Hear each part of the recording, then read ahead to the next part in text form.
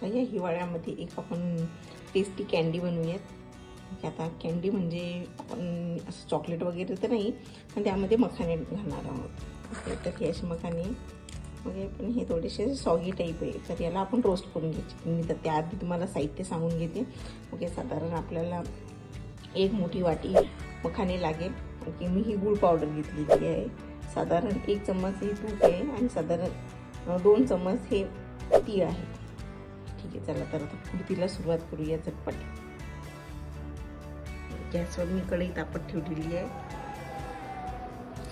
कढई चांगली तापली की त्यामध्ये जे अर्धी वाटी तूप होतं त्या वाटीप्रमाणे मी थोडं तूप काढून घेते आणि यामध्ये टाकून घेते.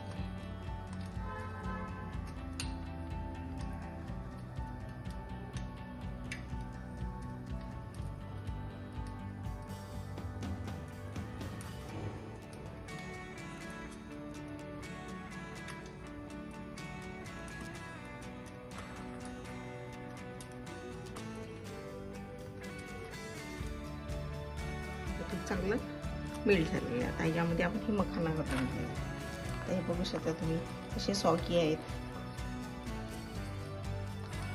आता हे मखाने यामध्ये चांगले रोस्ट करून घेऊ.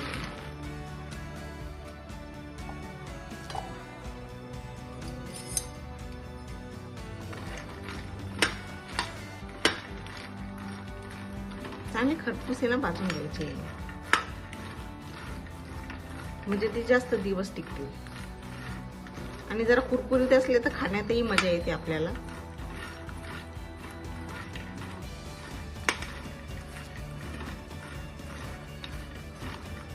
आणि गॅसची फ्लेम आहे मीडियम टू लो ठेवायची, म्हणजे ते जळणार नाही. ओके, साधारण याला 4-5 मिनिटं लागतात चांगली कुरकुरीत होण्यासाठी.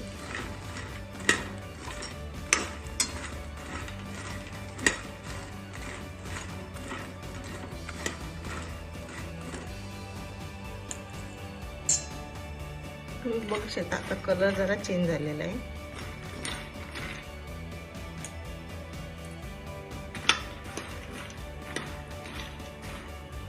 ते बऱ्यापैकी रोस्ट झालेले आहेत. आता मी गॅस बंद करते आणि साईडला काढून घेऊया थोडं थंड होण्यासाठी.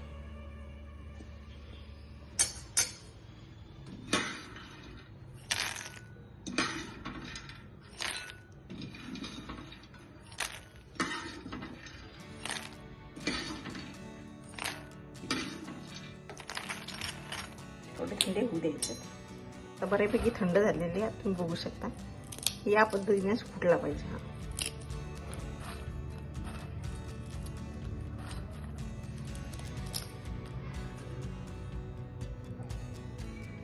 ओके, मीनवाईल मी या सेम कढईमध्ये तूप टाकून घेते साधारण 1 चम्मच आणि गूळ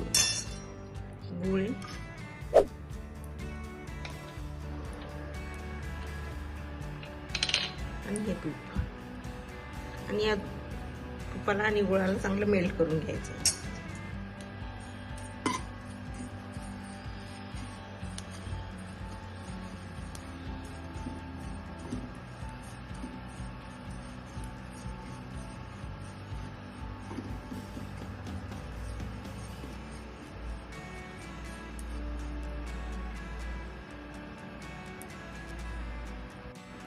तर थोडा वितळण्यासाठी मी साधारण अर्धा चम्मच हे पाणी टाकून घेते, म्हणजे गूळ चांगला वितळेल.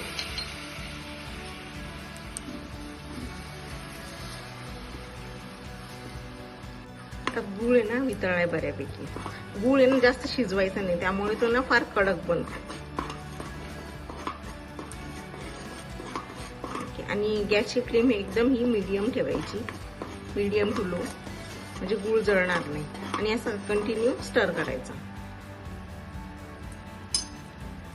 आता हे झाले तर साधारण 1 वाटी मी यामध्ये तीळ घालून घेतली.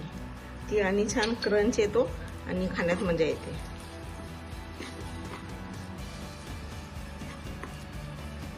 आता हे तीळ आणि गुळाचं मिश्रण रेडी आहे. यामध्ये हे जे आपण रोस्ट केलेले मखाने मी हे घालून देते आणि चांगले कोट करून घ्यायचे. चांगले स्टर करायचे आणि गॅसची फ्लेम ही मीडियमच ठेवायची, एकदम हाय पण नाही लो पण नाही. थोडे मिक्स झाल्यानंतर गॅसची फ्लेम ही बारीक करून टाकायची.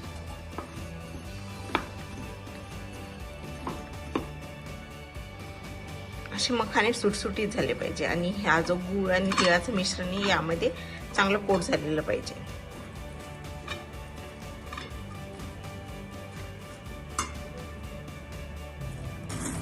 तर आपले हे कॅन्डी मखाने रेडी आहे. असा आवाज आला पाहिजे. हा मी तुम्हाला काढून दाखवते या बाउलमध्ये.